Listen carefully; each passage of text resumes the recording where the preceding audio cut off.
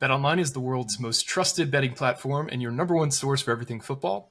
BetOnline has every stat, every matchup, and even live odds on spreads to bet during games. Think you know your stuff? Get in on our 200,000 mega contest and pick 5 games against the spread every week for your chance at weekly prizes and a share of $200,000. When the game's over, head on over to our online casino and get in on a game of blackjack or poker or unwind with over 150 slot games. Head to the website today and get in on the action. You can get Rutgers at -2.5 right now against Washington there. Bet online, the game starts here. Welcome back to another edition of the Knight Report podcast. I'm your host, Mike Broadbent. Joining me once again is my co-host, Richie O'Leary. And joining us today, special guest Joe McGrath, who is the new host of the Believe Washington podcast. What's that podcast called? I'm sorry, I know it's new. We are the Bow Down podcast, new to the network. Bow Down podcast. So welcome to Believe. Got a lot to talk about. We have a game Friday night. So this is a bit of a condensed week, but for both our teams, Washington took care of Northwestern last weekend in their Big Ten opener. We took care of Virginia Tech. So we're both coming in off of highs. We'll get into that and everything and more. But first, this podcast is presented to you once again by Knight and Day Apparel. Get ready for football and tailgating season with Knight and Day Apparel. Our apparel is designed to keep you comfortable and stylish from the pregame excitement to the final whistle. Whether you're grilling in the parking lot or cheering from the stands, our high-quality gear has you covered with unbeatable comfort and team spirit. Use our promo code RutgersRivals to get 10% off your purchase. Score big this season with Knight and Day Apparel and keep chopping. All right, Joe, let's talk a little bit about you yourself. We were talking before the pod started. You're a Jersey guy. You're living in Jersey, but you went to Washington for school and you stayed out there for a while. So just talk about your journey from the East Coast to West Coast first. Yeah, absolutely. First off, thanks for having me on, guys. I really appreciate it. Anything we can do to kind of help promote and kind of, build this Believe brand and build these Big Ten schools up is beneficial for all, in my opinion. So appreciate the time.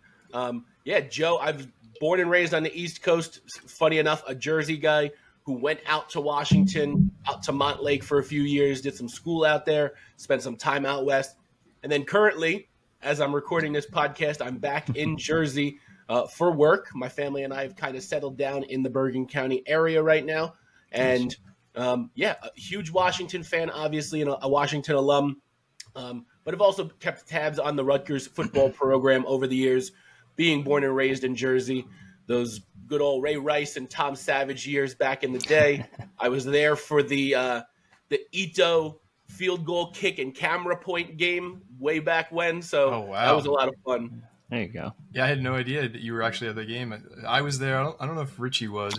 I was there. You were there? I was young, but I was there. Yeah, it was probably like 15 or 16, I think. Yeah, unbelievable atmosphere. I don't know if we'll have quite that atmosphere, but I do think that this game will have the best atmosphere in almost a decade for Rutgers games. Night games for most colleges just are a different breed, especially when they have stakes behind them, and this one certainly has those. Let's talk about general vibes around the Washington program. Obviously, you guys had probably a 30-year watermark high last year outside, I think it was the 90 or 91 team that won the national title. But obviously, tons of talent on that team, from Michael Penix to Romadunze to Jalen McMillan to Jalen Polk to, Fashanu, I think it was the tackle that got drafted in the first round. You lost Troy Fontano. Yeah. Fontano. So you guys had so much talent, and a lot of that left along with Kalen DeBoer, but you added some good talent too. So just talk about what the last 12 months have been like for Washington fans. Yeah. So what I'll say is last year, with no disrespect to the 90 and 91 national championship teams, the Don James coached teams, the historic all-time Washington Huskies teams, that 23-24 Huskies team was the best Washington football team ever, point blank period. And it had, on top of a first-round draft pick quarterback, Michael Penix, who, in my opinion, should have won the Heisman Trophy based on statistics. Yeah, he might not have rushed as much as Jaden Daniels. He made it to the national championship team, undefeated regular season, conference champion, Sugar Bowl champion, Sugar Bowl MVP, like anything and everything that you could have asked from Michael Penix, from the leadership on and off the field to the actual statistics. He was the guy. The three-headed monster at wide receiver, Jalen Polk, Romadunze, Jalen McMillan, all making significant changes to their NFL franchises on Sundays currently. So it's exciting to see them excel at the next level. But the unsung hero, the unsung hero for that team last year was that defense. We had 2 stud defensive ends, ZTF, Zion Tupuola-Fatui, and Braylon Trice. Braylon Trice, unfortunately, tore his ACL for the Atlanta Falcons, so he's going to miss this season. But the defense was incredible last year. It's what gets me super pumped up and super excited to watch. It was very tumultuous 2 weeks following the national championship. Obviously, you don't want to lose by 3 touchdowns to Michigan in the national championship game. But I'd say, the program, the fans, the alumni, were super proud to be there. And then, for lack of a better term, everything hit the fan, and Kalen DeBoer left. I think it was 18 or 19 starters out of the 22 spots on offense and defense were no longer Washington Huskies by February. So it was a lot. It was a lot going on all at once. Some players left for the NFL, and we couldn't be more proud of them. Some players transferred. Our Joe Moore award-winning offensive line, best offensive line in the country last year, not one player returned, not one starter returned. 2 went to the NFL, and the other 3 transferred to Ole Miss, Alabama, and Oklahoma. And so it was looking like Swiss cheese. But currently, we're super excited. We love the moves that Jed Fisch and his staff have made, specifically including his staff. It's always a good thing when you have someone on staff with the last name Belichick, and when you have someone on staff who has ties to someone with multiple Super Bowl rings. And not just Belichick, but the entire coaching staff, the team that Jed Fisch has put together is incredible. And it's the next level of what Washington Huskies football is going to be about. And I'm excited to be covering this team and obviously cheering for this team as well. A lot of great things happening, some great senior leadership from players who did stick around, some great senior leadership from NIL transfers and the transfer portal people who came in. And the future is bright at Montlake. We just got to make sure we can afford to keep the electric on. So this offseason, Kalen DeBoer obviously left, one of the best coaches in program history over there. Yeah. When Jed Fisch was hired in January, what was kind of the reaction? And now 4 games in, is it still that same kind of reaction from the fan base? Yeah, I think the Jed Fisch hire for us who were formerly of the Pac-12, we were super excited to bring Jed Fisch in. Mm-hmm. One, because the 3 or 4 year run he had in Arizona, I think he went from 3-9 to 11-2 in 2 seasons. It was the best turnaround in a 3-year window in Pac-12 history for any program, which is super exciting. I think he does a hell of a job when it comes to recruiting and kind of hand-picking his guys. We'll probably get into it in a little bit, but a good portion of the players on both offense and defense are Arizona transfers who came in with him. It was or commits who were committed to go to Arizona, who lifted their commitment and changed it to Washington to follow Jed Fisch, which says something about a specific coach. It's not necessarily the program of Arizona. I have no disrespect whatsoever to them. But when you have Jed Fisch doing the recruiting and bringing and handpicking his players, and he up and leaves to go to Washington, and the seas open up and everybody heads to Washington, it's exciting. It means he knows what he's doing. It means people believe in him. And I think we believe in him too. The mantra around Washington these days is hashtag be a pro. And the way that Jed Fisch has been preaching it, we had the head athletic trainer, the head of training and, strength and training conditioning, Tyler Owens on. He has ties to Nick Saban and part of the Nick Saban tree. He has, I believe, 7 SEC championship rings being on Saban's staffs. He's with us now. He came over from Arizona with Jed Fisch. He said that the mantra and the mindset is conduct yourselves like professionals in whatever aspect of life you're in, whether it's on the field, in the classroom, working outside of the classroom, or doing anything, because you want Washington to be portrayed as the 33rd NFL team. So the way that's kind of approached, which is a big 180 from where Kalen DeBoer was, which was just get the best studs, put the best studs on the field, and send them off to the NFL, which, hey, there's no disrespect for that. It worked for us last year. But I think Jed Fisch is hoping to plant roots in Washington and actually build a strong program. Yeah, speaking of the roots of Jed Fisch, he's a Jersey guy too. Yep. He talks about still going there every year. He spends his summers on the beaches of New Jersey. Stephen Belichick, obviously the Rutgers connection there. He played under Greg Schiano for a year. Greg Schiano talked this week about how it was basically a coaching internship when he was there. He was a player coach, he called him. So that was a funny little anecdote. Let's talk about the other seismic change for the Washington Huskies outside of a new roster, essentially, and a new coaching staff, new conference. How do the Washington Husky fans in general feel about being members of the Big Ten Conference? And is it sort of like we like the arrangement because it financially secures us, or are they excited more so for the upgrade in competition? I think it's a combination of both. I'm super nostalgic. I love the Pac-12. I love, the old days of Texas USC in the Rose Bowl where Vince Young runs wild on USC. I love, I think the Rose Bowl is probably one of the top 10 stadiums in the country. Still to this day, it's definitely an experience. If you've never gone out there, if you're listening to this, if you've never have been to the Rose Bowl, not necessarily the game itself, but just the arena and stadium, it's highly recommended. I'm going to miss the Pac-12 as it was. Obviously, they're kind of rebuilding the conference now with adding, I think Utah State was added in the last 24 or 48 hours. But it's never going to be what it was in the mid to late 2000s and up to yesteryear. I'm excited about the Big Ten. I think the expansion is huge for the conference. Easily one of, if not the best conference in football today. 1A and 1B with the SEC. When you have the opportunity to line up Michigan, USC, Penn State, and Oregon in a 6-week run against Washington, it's going to make for good competition. It's going to make for compelling football, and it's going to make for great television for the viewers. So I think, us moving, especially coming off of the national championship game last year versus now conference rival Michigan. I don't know if that's rivalry is something that we can stay claiming against anybody but the other three that came with us from the Pac-12.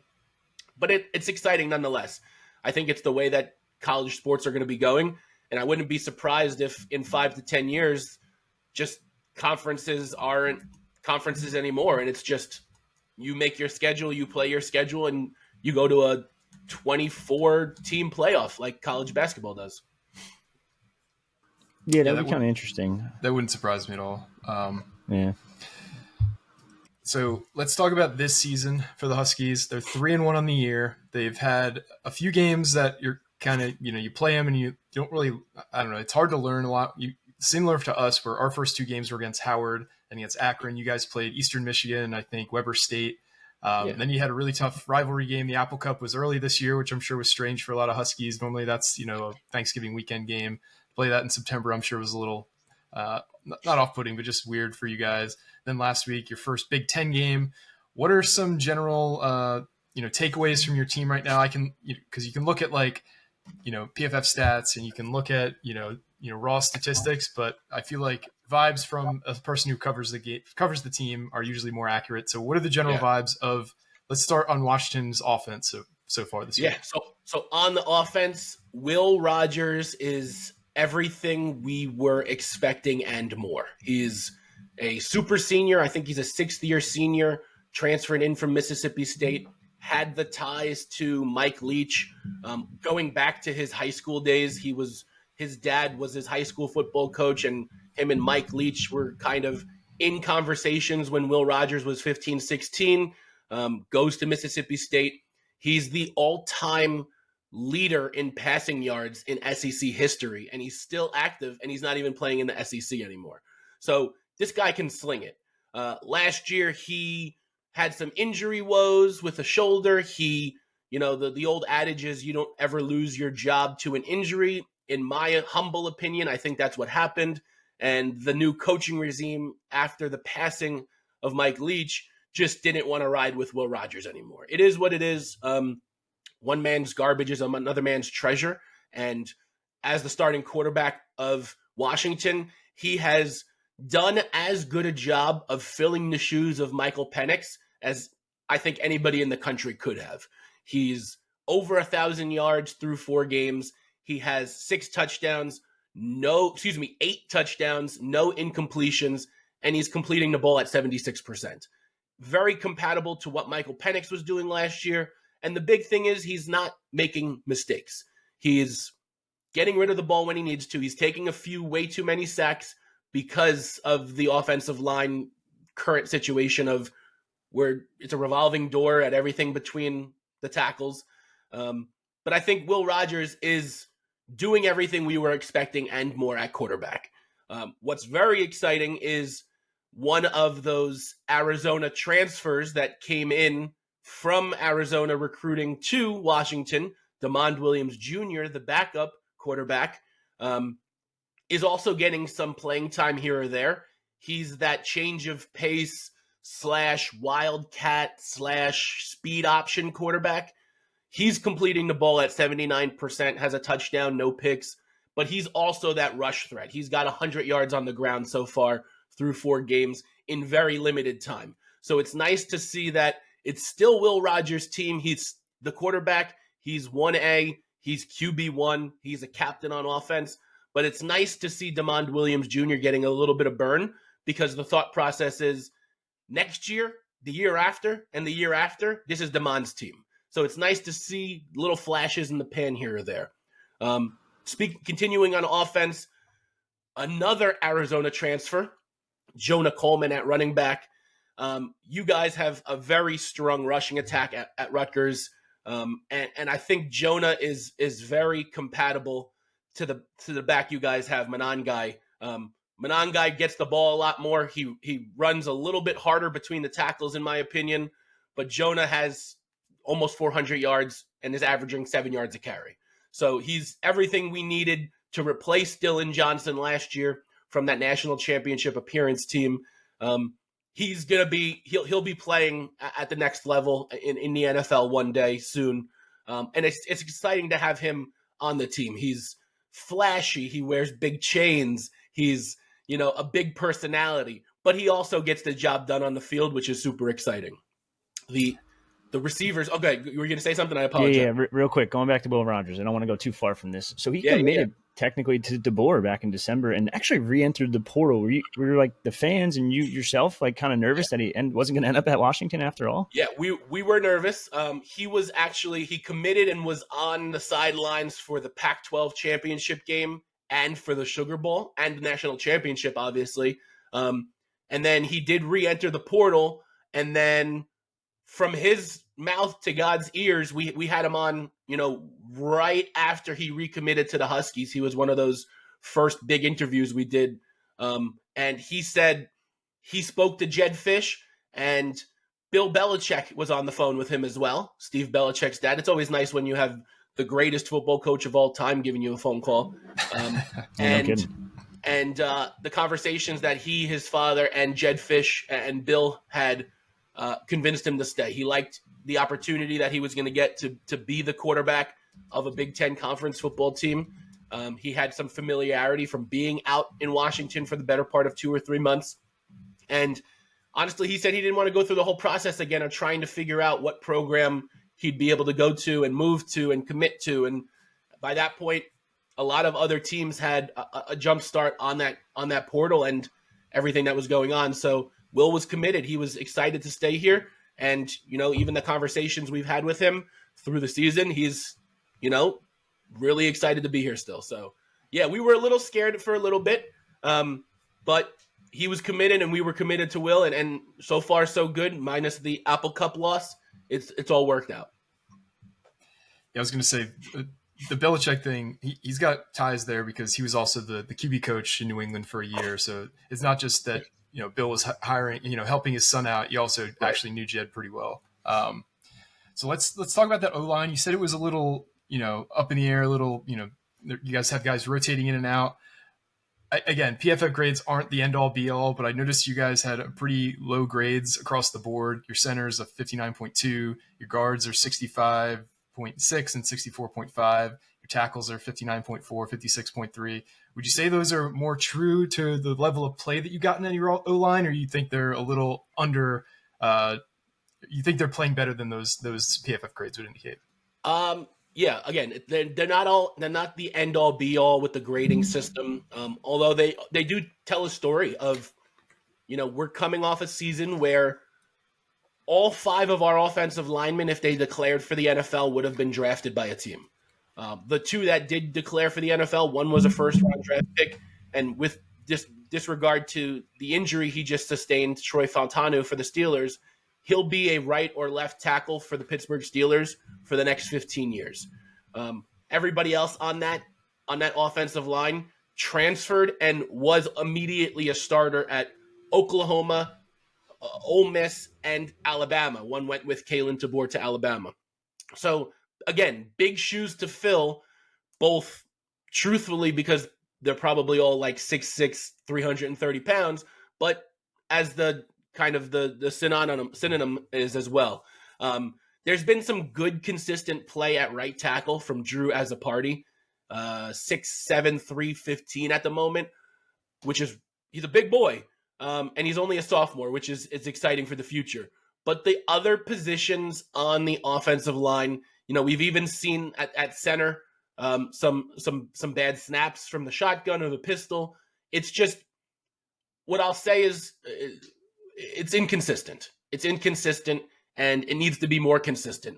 Our starting quarterback isn't as mobile as it was last year, and unless DeMond Williams is back there for more than 2 or 3 plays in a row, isn't mobile as much, period. I think, Will Rogers has 7 rushes for negative 17 yards this season. So he's just not a scrambler. He's a typical pocket passer who can throw the ball with the best of them. But I think the O-line has been inconsistent, whether it's guard Mimlard, Khalid Tafai out there as well.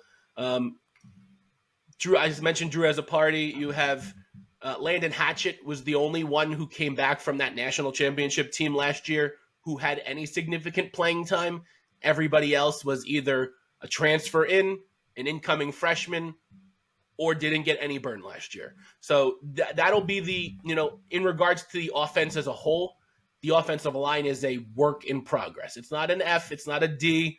I'll just consider it a work in progress right now. I know you touched on him before in Jonah Coleman, but it's so intriguing to me because I know you said PFF grades aren't the end-all be-all, but Washington's one of the lower-ranked run-blocking teams, and Jonah Coleman's one of the better running backs in the conference. He's also second in the country for broken tackles, missed tackles. Yeah. Is it just as simple as he has great vision, or is he just bouncing off people? Like, I want to learn more about him a little bit. Yeah, I definitely think the vision is there. He's really good at, if it's a toss play where he's supposed to hit the outside, but he sees the flow heading to the outside, he cuts it back in.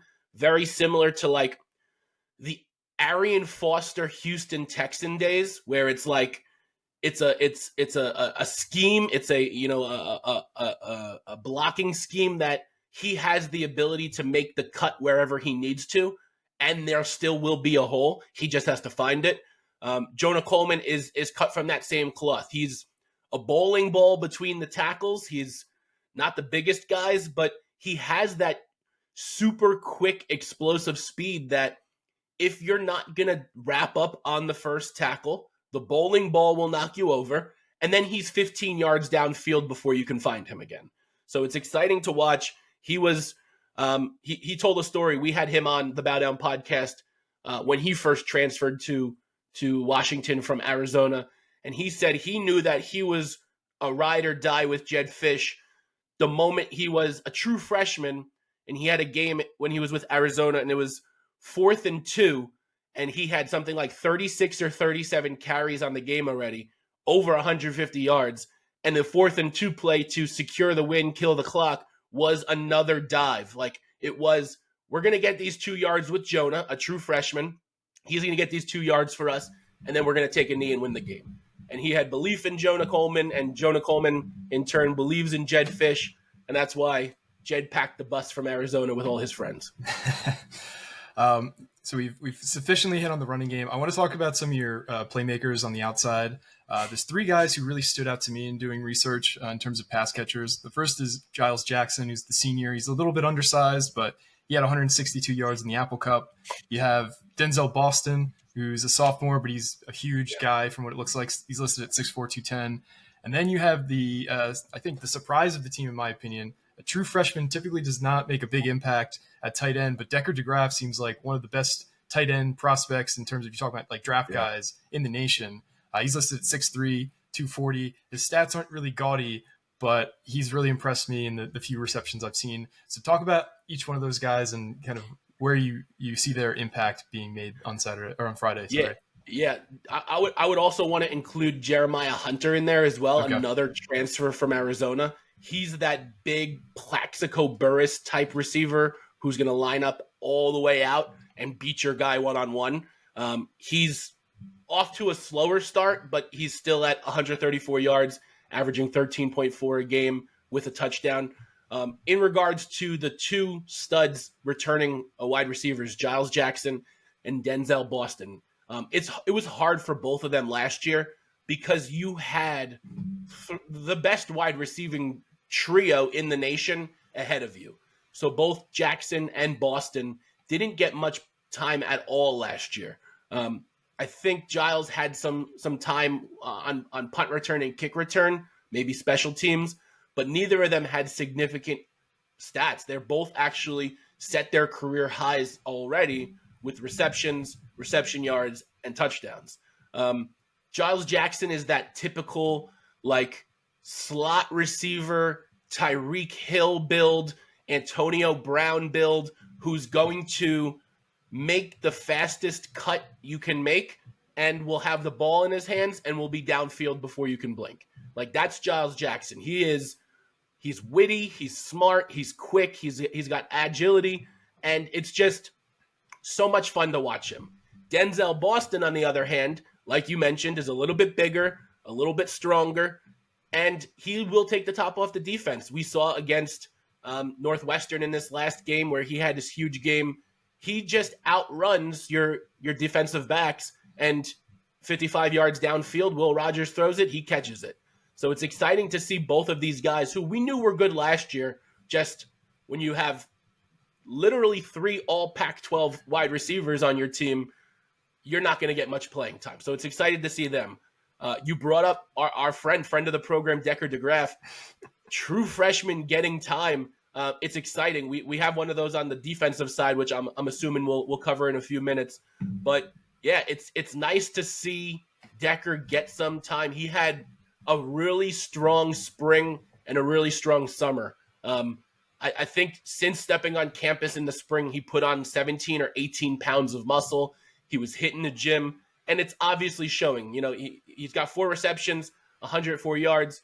He's averaging 26 yards a catch, and he has 2 touchdowns already. As a true freshman, that's, big time acquisition to the team, I'll say. And it's exciting to see him get some significant playing time. I think he's going to be a good weapon for the rest of the year. He's been getting some burn mixed in with Latu, the other tight end, and Quentin Moore, our returning second starter from last year, has been injured a little bit. But yeah, seeing DeGraff and Latu in at tight end is exciting for this Huskies offense. So you talked about a lot of the strengths. Yeah, go for it. On offense, what would you point at being the biggest weakness? Again, not to harp on it, it's the offensive line. We've seen a lot of unnecessary penalties, whether it's offsides, false start, holding on a play that's 45 yards away, just unnecessary self-penalizing, I'll call it. So if on the offense we can get, consistently good play on the offensive line and less penalties, the combination of that will hopefully take this Washington's offense to the next level. Will Rogers is doing everything he needs to do. He's doing everything we want and more. He's not making mistakes. He's got 1 fumble loss, and he had the 1 intentional grounding in the end zone last week because he had no other option but to throw it away or get annihilated by a 300-pound defensive tackle. So he'd choose the first one of those 2 options. He's doing everything we're hoping for and more. So if we can continue to get consistent play from him, the running back team, the wide receivers we just spoke on. The offensive line is the only thing missing. So if they can get consistent play, less penalties, better blocking for Will and that team, sky's the limit for this team. Kind of touching on that with penalties, I know you probably don't want to talk about it, but 16 penalties against Washington State a couple weeks ago. They ended up losing the game, of course. Yeah. What kind of just happened there? What went wrong? Was it just these guys are just a new coaching staff, new players, new team? They just got to get gelled together a little more? Yeah, or you guys mentioned it early on. The first two games, similar to the Rutgers first two games, no disrespect to those programs, but they were cupcake games. Those were literally, in my opinion, those were like game scrimmages almost. There was no expectation to lose, unless you're Notre Dame playing Northern Illinois. There's no expectation to lose either of those games. They're at home. It's 75 degrees and sunny. There's 70,000 Husky fans in the arena, in the stadium. You're going to blow these teams out. It's just, let's get up to game speed and try and work on some things. And I think not only were they trying to work on some things, but they were getting in a lot of rotation, both on the offensive and defensive side of the balls. There was like 13 offensive linemen got playing time across those two games. On the defensive side of the ball, 11 defensive backs. So it's nice to get people playing time, but you're not keeping the same units together. They're not gelling together well, and they're not learning tendencies of their brothers on the field, because one game you're looking to your right and it's this guy, and the next game you're looking to your right and it's a different guy. So I think it could have been coached a little different. It could have been approached a little different, those first two games. The Apple Cup way too early on in the season. It's like, again, it's uncommon. It's not something that happens. Usually the Apple Cup is Thanksgiving or later. It's usually the last regular season game before the Pac-12 conference championship game. And it might have caught us off guard. And the penalties were way too much. We shot ourselves in the foot. Washington shot themselves in the foot when it came to the penalties, both on the offensive and defensive side of the ball. We had a chance late in the third quarter against Washington State where it was a 3rd and 17 or a 3rd and 18 for Washington State, and we let them convert, and there was a late hit penalty. So like that 35-yard swing put them in momentum to hit a field goal, build the lead, kill more clock, where we had the momentum before that point. It's just inconsistent play on some of the sections on both sides of the ball, and that penalties, we got to clean that up even more. It's fair to say that the penalties basically just cost you the game, because you 1 time of possession, no turnovers, 4 penalties on 3rd and 4th down. Right? Fair to say, I would say. Yeah, penalties on the offensive side, putting us in 2nd and 25 or 3rd and 20 positions is not ever a good thing. Time of possession is there, but imagine if we were converting on 3rd down even more. I think for the Washington State game, it was like 4 of 17 on 3rd down conversions, which is putrid. Like, you got to be at 50% or better. My goal is to be at 70% or better. That will continue building those drives and turn those 3-minute and 50-second drives into 6-minute and 50-second drives, which then kills the clock, kills the momentum of the other team. And this game is completely different if we convert on 3rd down. So we've talked a ton about the offense. Let's transition to the defense. You talked about how underrated that unit was last year because it was overshadowed by an absolute wagon on offense. Talk about this year's defense. Who are some players to watch, strengths, weaknesses, all that jazz? Yeah, so it starts and ends with the senior leaders in the middle. Both linebackers are 6th-year super seniors. They got those the COVID year. It's the last age group, last bracket of those COVID year players. Thank God. Carson Bruner and Alfonso Tupatala are those 2 linebackers. They lead the team in tackles. They lead the team in snaps. Carson Bruner even went out in the Washington State game with a stinger. Thankfully, it was just a stinger because it looked like his entire right side of his body wasn't moving well. Needless to say, he came back last week against Northwestern, had an interception, had a pass defense, led the team in tackles. So it really starts with those two linebackers. Tupatala had significant playing time last year as a fifth-year senior on that national championship contesting team. But he was surrounded by studs on all sides on that defense. Even Oregon transferred Jabbar Muhammad, who was our number one corner, is Oregon's current number one corner, and will probably be the first corner off the board in April for the NFL draft next year. He was a stud, and it obviously helped that team last year to have someone like him on the team. But in his absence, you have Thad Dixon, who's been stepping up really significantly. He was the nickelback last year. And then Elijah Jackson, who made that incredible play in the Sugar Bowl against Texas in the end zone to win the game for Washington. He's been transferred to that nickel/husky back role is what they call it. But having Thad Dixon on one side, and then here's another Arizona transfer, Ephesians Prysock at cornerback. He's that typical Darrelle Revis, Sauce Gardner, big, tall, lanky cornerback. We're calling him Prysock Island over here for Washington. It's exciting to see him play. He's been everything we expected and more. He had two pass defenses and should have had an interception in the Apple Cup, but it got reversed on the field. It's nice to have consistent play on the defensive side of the ball. And then even up front at defensive end, although he missed last game with a mysterious foot or ankle injury standing on the sideline in a boot, defensive end Zach Durfee, he leads the team in sacks. He's got 2.5 sacks through 3 games.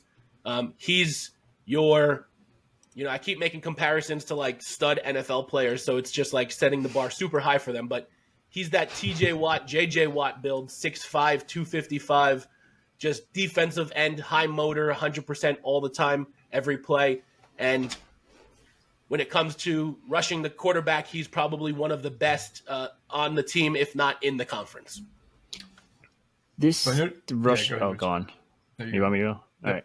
This rushing defense, I question it a little bit. So it's number 1 on PFF, but like if you look at the numbers, like Northwestern didn't have their starter, so Sam Porter's out.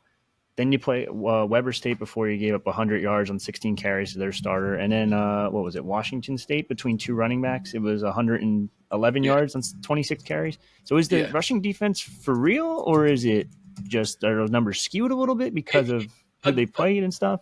Yeah, it's again we go back to those cupcake games.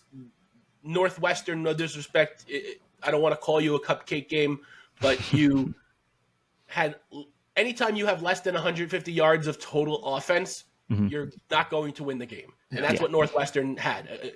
Obviously, heading to Washington, it's a flight and a half, and it's, you don't have your starting running back, and the quarterback just took the spot from your other quarterback the game before, so he's still kind of learning what it's like to be QB1. The rushing defense is strong. You have Bruner and Tupatala in the middle. You also have true freshman Kamori House, who's getting significant playing time. He was actually the defensive freshman of the week for the conference last week, 6 tackles and an interception. So he's like, again, another incoming freshman who wasn't going to come to Washington until Jed Fisch was there, committed to Washington, had a tremendous spring and summer working out, put on some weight, put on some muscle, was eating right, hitting the gym, and he's a true freshman. He's 18 years old, and he's getting significant playing time in the Big Ten, which is super exciting to hear. But yeah, I think the Rutgers will definitely be the best opponent when it comes to rushing that we'll face thus far, maybe even that we'll face all season long against the Washington run attack. So it'll be a true test for this defensive front 7, front 8, front 9, depending on how they want to load the box against your boy. Misspoke. 12th in rushing, 1st in tackling. My fault. Got it. Yeah. So talk about that. Are you guys just having sure tackles on basically everything? Not many missed tackles throughout the season, or is it again one of those stats that are maybe a little deceiving? Yeah, it might be a little deceiving. You're playing 1AA, you're playing lower conference teams, and we played Northwestern. The Washington State game was the only real test. And like you guys shared, we led in time of possessions, led in offense total. But yeah, I think we're wrapping up. I think our boys know how to wrap up properly. I think they know how to tackle properly. It's just doing it closer to the original line of scrimmage as humanly possible to continue the momentum of getting the opposing offense in second and long, third and long situations. So if you were to pinpoint an area of the defense that worries you most, where would you say the weakness of the defense lies? I would have to say the interior linemen, and no disrespect, Sebastian Valdez, our defensive tackle, he's the big boy up front. He's third on the team with total tackles with 16. He's got a sack. He's, doing everything we expect of him. But the others on that area, Elanius Davis, Isaiah Ward is an end who comes inside sometimes depending on the scheme. Javon Parker, they're nice. They're all doing what we're expecting of them. But when you're going to be going up against an offense who's a very run-heavy offense like we will be this upcoming Friday, it's going to be a true test for these guys, not necessarily to make the tackle at the line of scrimmage or behind the line of scrimmage, but to disrupt that offensive line so much that your linebackers, your edge rushers, and your defensive backs can actually make that tackle as close to the line of scrimmage as possible. So if there's one area on defense, I would say the defensive line, the interior defensive line, needs to step up. So in terms of defense, I think we've kind of covered the majority of that. Anything to watch, or are you concerned about on special teams? Again, if you have stats, so take it with a grain of salt. You guys are one of the lower graded teams in special teams, as is Rutgers. In terms of punt return, kick return, punting, kicking, have you guys had any kicks blocked, any big miscues on special teams this year, or do you feel good about the special teams unit? I feel good. Jack McAllister, the punter, is averaging something like 44 yards a punt. Thankfully, he's not punting a lot, which is a good thing. On the kicking game, Grady Gross, he's the one that won the Apple Cup for us last year to continue the undefeated streak to get us to the Pac-12 championship. He did have a missed field goal last week against Northwestern, but he got iced. He hit it the first time. It was a 51-yarder. He got iced by Northwestern's coach, and then he pulled it to the left. So it is what it is. He's perfect on extra points on the year. He's got a long of 44, so he's doing everything we expect and more. On the kick return, punt return game, you have any combination of Giles Jackson, Denzel Boston returning kicks. I've seen Ephesians Prysock, the cornerback, lined up to receive punts, but he hasn't done it yet. And I love, the one highlight from last week. We did not give up a touchdown on defense against Northwestern. 5 points. It was a safety and a field goal. And late in the third or early in the fourth, Northwestern had a huge kick return that would have went for a touchdown, but Elijah Jackson, cornerback, tracked it down and tackled the guy at the 2, and then that led to a goal line stand where they gave up the field goal. So they didn't score a touchdown on us last week, and it was great special teams play by the Sugar Bowl hero, Elijah Jackson, to save from giving up a touchdown. All right.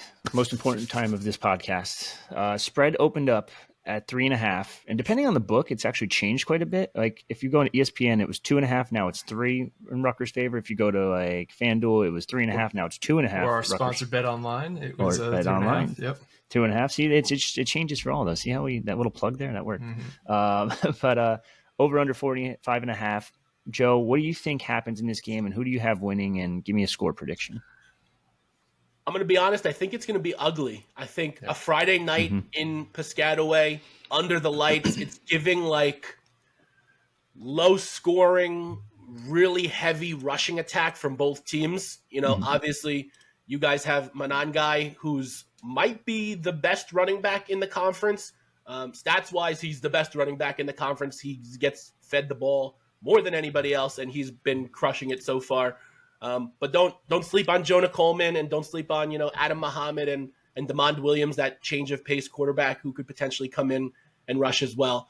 I'm looking at something like 21-10, 21-14, 21-17. I'll say something very nice. I'll say 21-17.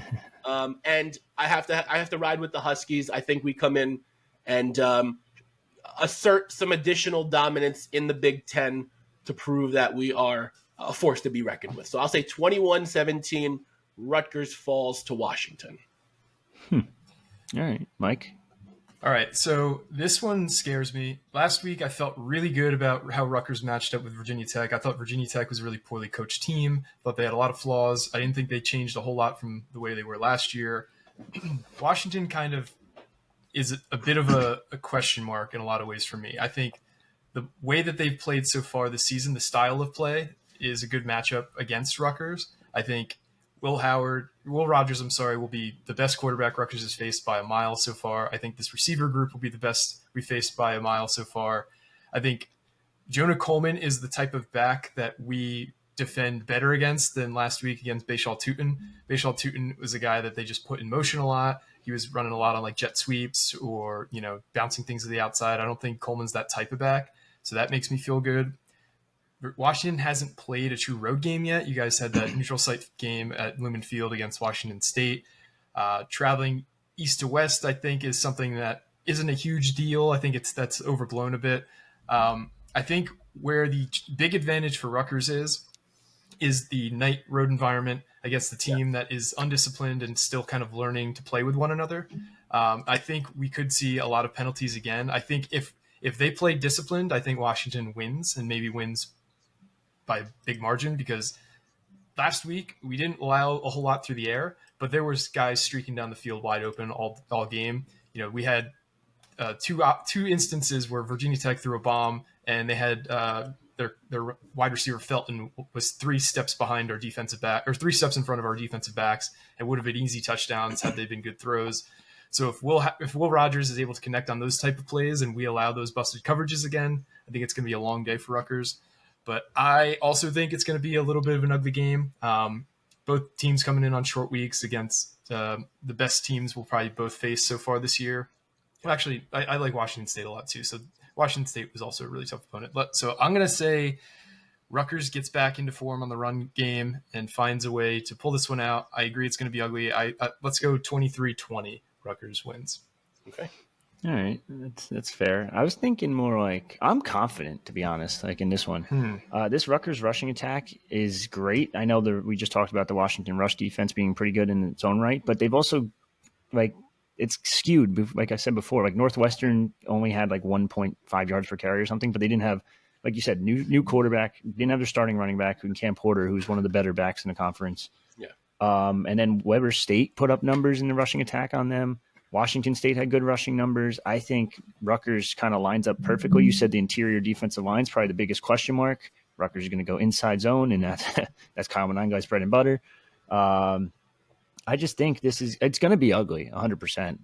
It's not going to be pretty by any means, but I think Rutgers finds a way to pull this one out, and I'm thinking like a 27-21, add in that road atmosphere, probably the best atmosphere since 2013 Arkansas, maybe? 2014 Michigan. 2014 Michigan. I forgot about that.